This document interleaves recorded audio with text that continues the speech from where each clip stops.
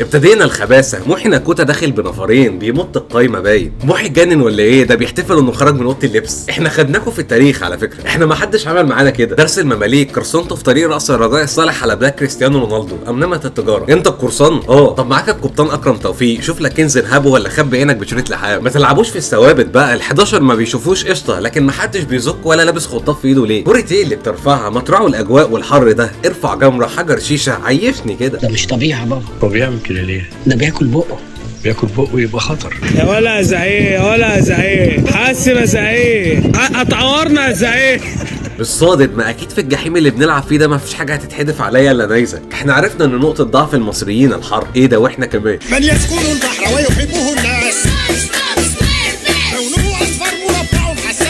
مش الشناوي طلع بيفرد ايده اهو، اما كان مفهمنا ان ايده قصيره في الدوري ليه؟ ما تغير الرقم ده يا اسطى قبل ما نلاعب ميسي عشان الهيبه. جرب ال0 12. اللعيبه دي ما بتعرقش، احنا بنطالب بتحليل دي ان ايه، منشطات قصدك. لا دي ان ايه، دول شبه الجمهور كله. ما شاء الله ما شاء الله، عضلاتك مقويه قلبك. ده انت هربان من كيس مكرونه سباكيتي يا جدعان مبيع مخه بيشيط من الحر، فاكر ان دي تسديده وانه هيجيب جول من نص الملعب. ما كفايه افخاخ يا افريقيا، بتضربوه عشان نحسه المهم ولازم نحافظ عليه وكده. اللعيب ده شايل الاهلي على كتفه، اصل ما فيش حد تقيل كده طبيعي.